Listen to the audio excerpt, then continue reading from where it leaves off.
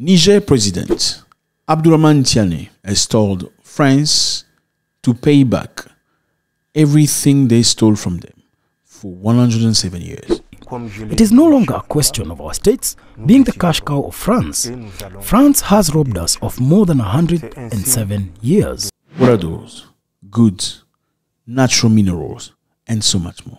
Abdourahmane noted that France has robbed the country for more than 107 years, and France must pay in cash the debt of 65 years of systematic pillaging and their resource for 42 years. He said they will find a timetable so that they can be even with France. What's up, everybody? I hope you're doing good. Thank you very much for choosing us again. We are in Niger today. I know we have spoken about Niger very much. We're speaking about it because lots of things are happening right now, and I felt I need to bring you in so you can not just know about the English African countries. You should know about every African country and how it's doing. This is Niger on a map. Lovely place, lovely people. But they're going through a very interesting battle right now. What is this battle? Niger has been for many years under the colony of France. And after France left and departed from Africa in the 1960s, they got their independence. This independence, many believe, was not a real independence, because Nigerian people, even though they seem independent, the country seemed to be run by French. For many years, many people believed that presidents in African countries, including Niger, were just puppets of Europeans. They were being put in power so they can perpetuate the colonialism that was then called neo-colonialism. So colonialism was when they put pressure on Africa very openly. They controlled Africa. Neo-colonialism is more subtle. So you have your own president guiding you. But in reality, economics and finances are still run by the colonizer. So what they will generally do is they place the president. He's just a puppet. He's not doing anything really for the people. But he's doing everything to please what some people would call the masters. Now, Niger has had a succession of leaders. But this time around was a man named Mohamed Bazoum. Mohamed Bazoum was a president, and for many years he was criticized because many people believe he was in fact working for the interest of Western nations and not doing anything for African people. What happened later was his own guards toppled him as a president. They put him in jail, house jail, and they started running the country and saying that they were running the country for the interests of the Nigerian people. Now, the new boss in Niger's name was Abdourahmane Tiani. This man that many people seem to be loving. In his program, clearly he wanted nothing to do with France, no cooperation, nothing that would handicap the country. For many years, France was benefiting from Niger's uranium. Uranium, like we said earlier, is beneficial for the creation of nuclear energy and also treatment for cancer. Now, France used Nigerian uranium to make its own electricity. They made so much electricity in the same token, they started selling electricity to some other European countries. In the meantime, like we said numerous times, Nigerians themselves were sleeping hungry and in the dark, buying electricity from Nigeria. Yes, now this is Nigeria and this is Niger. These are two different countries. They are neighbors. There is a river between them that's called Niger, and that's the reason why they're both called Nigeria and Niger. But the people are very similar because remember, before colonialism, Africa was just a block. It was people living together. There was no lines crossing into the land. There was no such thing as a country. Yes, there were tribes and villages and people and family, but there was nothing called country. So people lived together. They interchanged culturally. They were the same people in some ways. When colonialism began by the end of the 18th, these people were completely separated, even though they spoke very similar language and sometimes same languages. They were then forced to be people from separate countries, cousins and nephews and brothers forever separated. Now, Abdourahmane Tiani is a brand new guy, like I said earlier. He's come up forward and said, you know what? France need to pay us for the colonialism, for the looting, for the stealing, for everything they took from us. They took a lot of uranium. Let me remind you, Niger has a lot of natural resources, including uranium, coal, gold, iron, ore, tin, phosphate, petroleum, salt, and many other things. And obviously, when you're a colonizer and you know that you have the power over a country, you do not suppress yourself from taking whatever you like. Who's going to stop you anyway? Nobody. Now, what has happened between France and Niger? Why do they fight each other now? Basically, when the new government came into power after toppling Mr. Mohamed Bazoum, French people were not very happy with that. Why? Because Mohamed Bazoum was very much working very friendly with the French people. The proof is in the pudding. France used to pay about 0.80 euros for 1 kilogram of uranium. The same uranium, the same quality, they paid 200 euros for the kilogram. So they paid 0.80 euros, less than $1. For the Nigerian uranium, for the same quality of uranium, they paid 200 euros to the Canadians.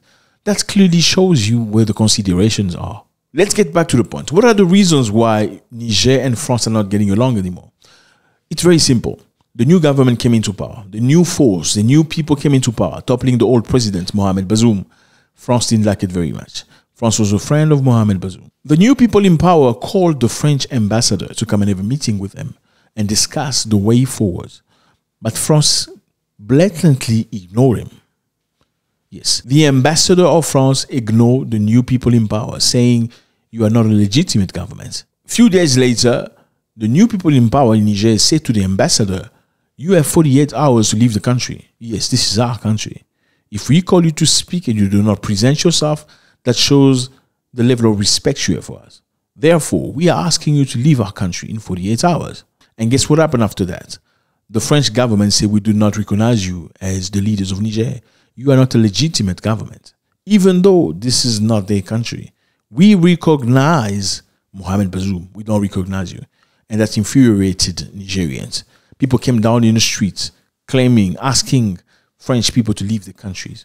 I mean, fellas, it doesn't really matter how strong you are. If the people of a country come down and say, "You gotta leave," you're gonna leave. France tried to resist for a few days, for some time. They were successful, but they just couldn't resist forever because millions of people came down the street saying, "France ambassador, France embassy is rather the France force," because there was about 1,500 French troops stationed in Niger. The reason evoked was they were there to fight terrorism. They asked all of them to leave the country. The pressure was so hard that they had to leave the country. The French soldiers and the ambassador and the staff left Niger. That was a big win for the new president, Abdourahmane Tiani. Now he's coming again because he's not very happy. Since that time, France and Niger have not been the best friends. Many things have happened. And now, Abdourahmane Tiani said to the French people, "You need to pay us back. The things you've done to us, you need to pay us back. You need to reimburse the money. You need to pay us in cash the things you've done for 107 years. You need to pay us in cash for the things for 65 years, systematic looting of our countries and resources, and 48 years that you've done taking things. So we need you to pay us back." And fellas, this is something that no African country have done before. Yes, African countries, most of the time, they wait for Europeans to come forward. Like lately, the Germans went to Namibia saying, "We're going to bring you artifacts back." Some of it, at least. While we have most of it in Europe, somewhere in Berlin. We want to bring you some of it. This is the very first time an African president say, "You know what? For all the wrong you've done us, you're going to pay us. You need to pay us." Is France going to pay? That's a big question mark. So the president has been very bold. And the next thing he says, they need to change currencies. Let me put into perspective. This is the CFA franc. The CFA franc is used in many African countries. And these are what we call ECOWAS. ECOWAS is a union of 15 African countries.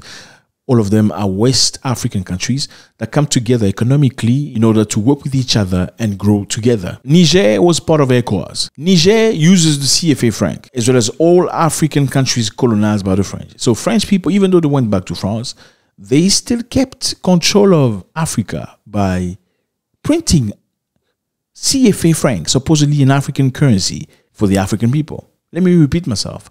French people left Africa in the 1960s. Despite the fact that they left Africa, they still print money for several African countries today. It's called the CFA franc. And this money holds no value in France. You cannot buy a thing with it. But in Africa, it is money. So what does Niger say now? They say they want to get out of the CFA franc. Are they doing it alone? No, they're not. Niger is friends with Mali and Burkina Faso. And I think we've spoken about them numerous times. Mali and Burkina Faso are very good friends. They've helped each other. And what do they have in common? They have all toppled their president for the same reasons. They felt the president were not working for the people. They felt the president were working for interests, mostly of France and other European countries. So they came into power by force, via coup d'etat, saying it was the only way to get the country into the right way. So Niger, we have Mali and Burkina Faso. As you can see, Niger here, Mali and Burkina Faso, they're going through the same things. They're not very much friends with France anymore. All of them were colonized by France. All of them have kicked out the French people out of the country. Yes, because they feel like there was no need for them. Now they're coming together to work together. Why are they coming together to work together? Even though they look like African countries, like why don't they work with every other African countries? Because these are the African countries in the south. These are the members of ECOWAS. Remember I said ECOWAS is a community of 15 countries coming together. They were supposed to help each other. But when Mali started, followed by Burkina Faso, they chose to kick off their president and start a brand new life with themselves. ECOWAS members were not happy with them. They pushed them to the side. They said, we are not cooperating with you. And they punished them by closing the borders of the sea. As you can see, these countries are inside the continent, so they have no border to the sea. And you know the sea is very important for import and export. It's very necessary that you have an access to the sea so that you can buy cheap stuff, cheap food, cheap instrument, cheap whatever, and export at cheap price. Why is it cheap? Because obviously you either can export or import via sea, or you can import or export via the air. Obviously, when you use the airplane to bring your things, things are more costly than when you bring the sea. So General Abdourahmane Chani, head of Niger right now, put his ambition back to the table on Sunday evening in a television interview, believing that the creation of a currency constituted a necessary step for Niger, Mali, and Burkina Faso to exit of colonization, because they feel like other African countries, these are the African countries, Western African countries, even though they look independent or they are officially independent, they're actually not independent, because most of them are still serving their former masters, and it's a fight between them. Okay, so Niger is leading the way. They are very adamant about it. They are asking France to pay back everything they stole from them for 107 years. That's a very bold move. And clearly they are supported by Mali and Burkina Faso. Is this a good move, fellas? I really want to know, are they going the right way? Or do you think they're going to pay a price of challenging a country as powerful as France? Let me know how you feel about this. It's always a great pleasure, and hope to see you very soon. Don't go without leaving your comments. We want to read from you. We know you are very smart. And again, remember, this is not about me. It's about all of us coming together and sharing and growing together. God bless.